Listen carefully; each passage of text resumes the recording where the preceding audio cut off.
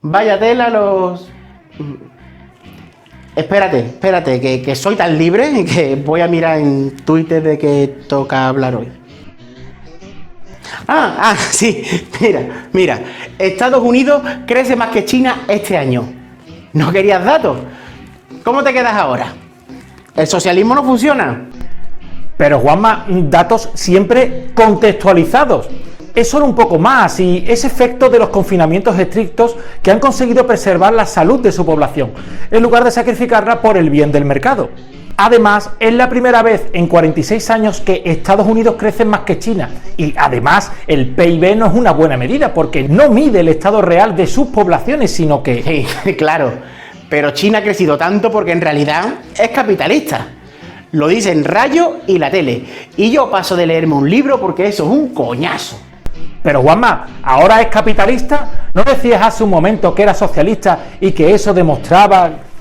Mira, también pone en Twitter que hubo mucha represión en los Juegos Olímpicos de Invierno. Malditos comunistas represores. ¿Pero qué locura es esta? ¿China qué es, capitalista o socialista según te convenga en cada frase? Pues me da igual. Mi actitud queda justificada por la teoría del gato de Schrödinger. Vuelves a quedar retratado. Esta maravilla está basada en hechos reales. La vivimos constantemente en las redes sociales.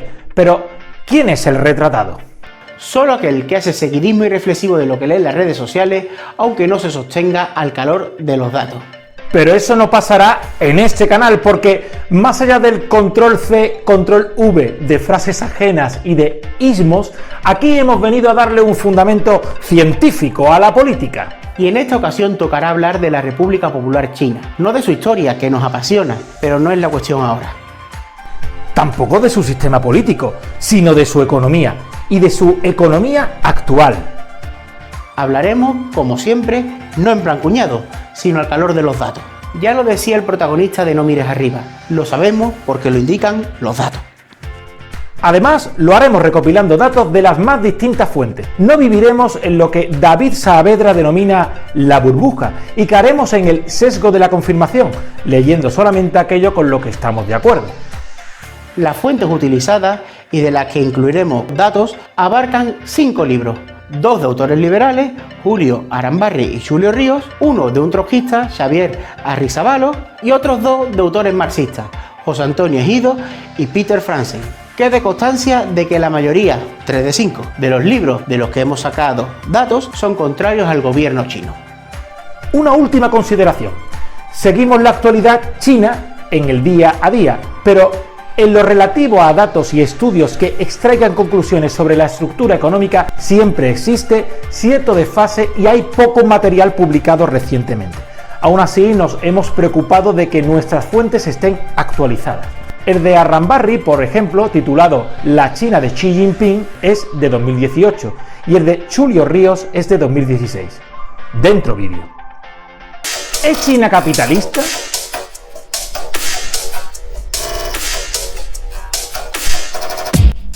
¿Alguien cree que los capitalistas tienen que reunirse en consejos burgueses democráticos para decidir todo desde la base y que, si eso no sucede, ya no puede hablarse de una economía capitalista? ¿Acaso no es igual de capitalista el país capitalista democrático que el capitalista dictatorial? Pues igualmente, un país que haya superado el capitalismo y construido una economía de corte socialista no depende de otras consideraciones sobre la simpatía hacia su sistema político. De hecho, es una cuestión mensurable al calor de los datos económicos. Por eso, en Capitalismo y Economía Mundial, Arrizabalaga, como economista riguroso que es, aún lamentándose por lo que considera una burocratización estalinista de la revolución, reconoce que la economía china sigue descansando sobre mantenimiento estatal de los principales medios de producción.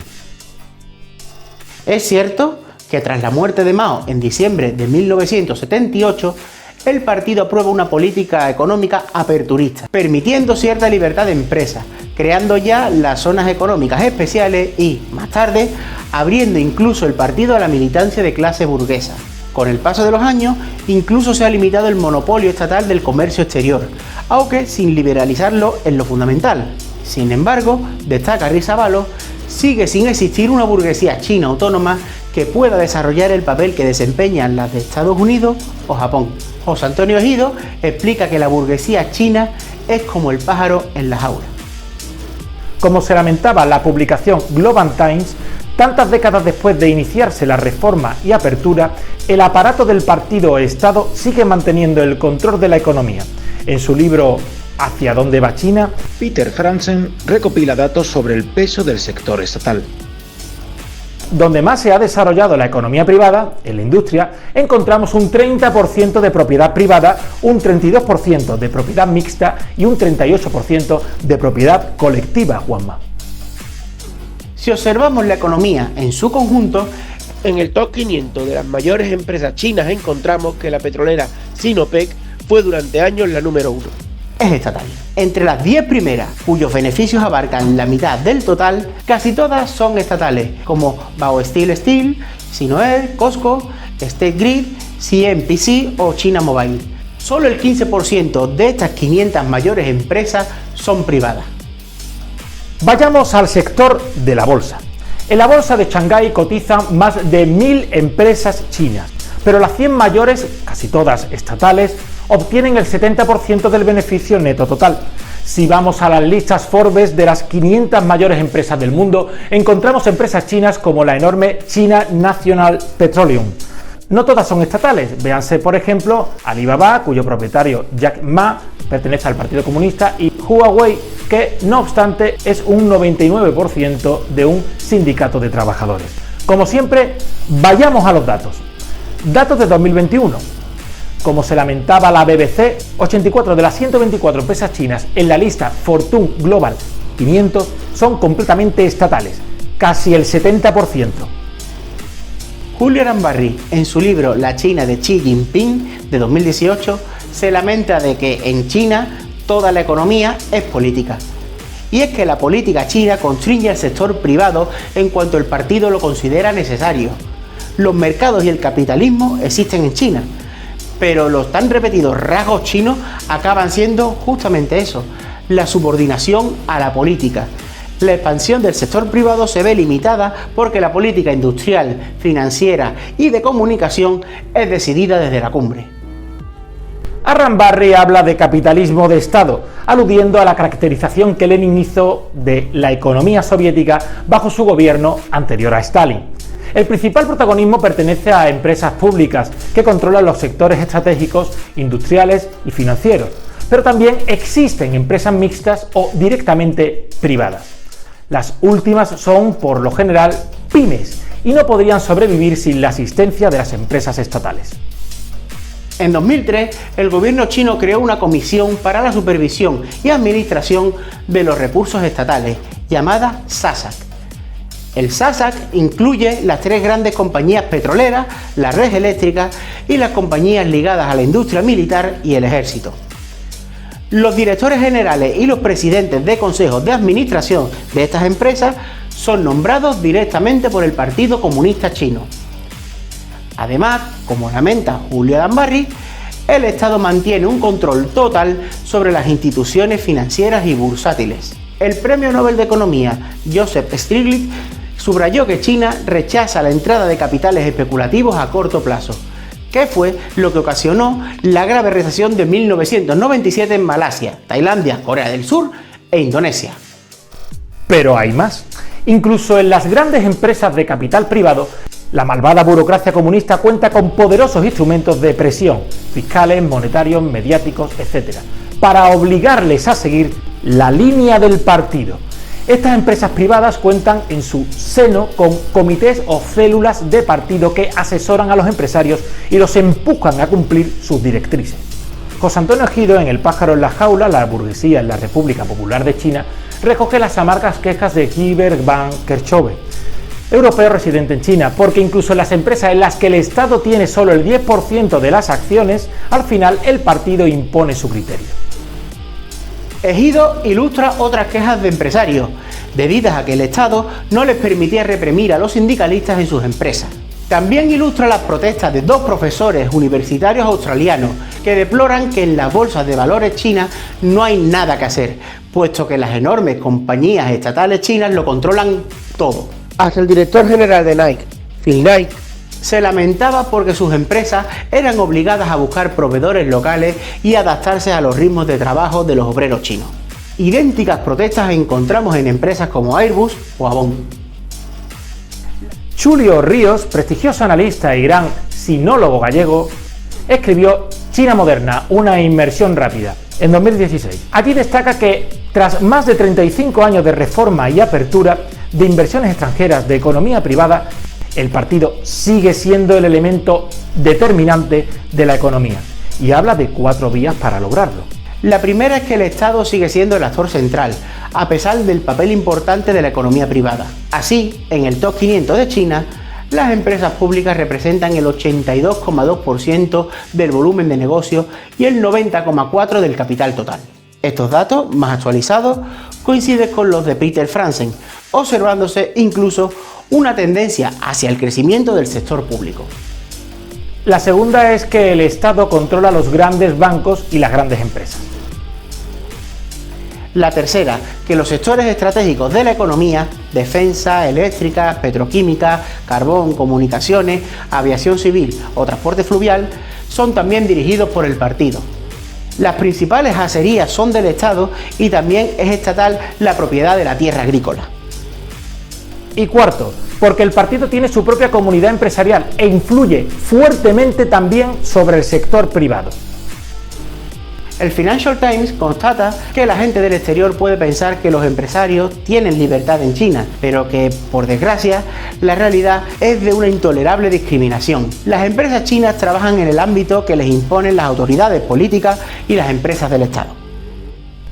Le Monde también se lamenta de que si están en manos del Estado el petróleo, las petroquímicas, la explotación minera, los bancos, los seguros, los servicios de telecomunicaciones, el acero, el aluminio, la electricidad, los aeropuertos, la aviación, los ferrocarriles, los puertos, las autopistas, los automóviles, la salud, la educación, la administración, ¿qué espacio queda para la libertad económica? Definitivamente, China no es un país capitalista sin más. Así que tengan algo claro, amigos. Cuando el telediario critica a China y subraya sus malvadas prácticas dictatoriales, no porque les moleste el rojo de la bandera o porque su partido gobernante se llame comunista, sino más bien por la alternativa que supone como sistema económico, como demostró combatiendo mejor que nadie la pandemia del coronavirus. Lamentablemente, para los que quieren que las cosas sean blancas o negras, China no es un país completamente capitalista ni completamente socialista. Es una economía mixta en la que el Partido Comunista mantiene el control de los sectores estratégicos de la economía y con ellos la orientación del conjunto de la economía. La liberalización china sí puede parecerse a la de la perestroika, pero hay una diferencia fundamental que atañe a lo político. Precisamente por no disolver el control del partido, como lo hizo la perestroika, el sistema chino se ha mantenido en pie, en lugar de venir un Yeltsin y dejar toda la economía soviética en manos de la mafia rusa. Contaba Mao Zedong, el fundador de la República Popular China, una pequeña fábula que vamos a leerles para concluir este vídeo. Se titula El viejo tonto que removió las montañas. Cuenta que hace mucho tiempo vivía en el norte de China un anciano conocido como el viejo tonto de las montañas del norte. Su casa miraba al sur y frente a ella, obstruyendo el paso, se alzaban 2 grandes montañas, Taiyang y Huanghu. El viejo tonto decidió llevar a sus hijos a remover con azadones las 2 montañas. Otro anciano, conocido como el viejo sabio, los vio y riéndose les dijo: ¡qué tontería! Es absolutamente imposible que vosotros, siendo tan pocos, logréis remover montañas tan grandes. El viejo tonto respondió: después de que yo muera, seguirán mis hijos. Cuando ellos mueran, quedarán mis nietos. Y luego sus hijos, y los hijos de sus hijos, y así indefinidamente. Aunque son muy altas, estas montañas no crecen, y con cada pedazo que les saquemos, se hacen más pequeñas. ¿Por qué no vamos a poder removerlas? Después de refutar la errónea idea del viejo sabio, siguió cavando día tras día sin cejar en su decisión. Dios, conmovido ante esto, envió a la tierra 2 ángeles que se llevaron a cuestas ambas montañas. Y Mao añadía lo siguiente: hoy sobre el pueblo chino pesan también 2 grandes montañas. Una se llama imperialismo y la otra feudalismo. El Partido Comunista de China hace tiempo que decidió eliminarlas. Debemos perseverar en nuestra decisión y trabajar sin cesar. También conmoveremos a Dios. Nuestro Dios no es otro que las masas populares de China. Si ellas se alzan y cavan junto a nosotros, ¿por qué no vamos a poder eliminar esas montañas? ¿Eliminó China a las montañas? Fieles a nuestro estilo, cerraremos contestando con un dato.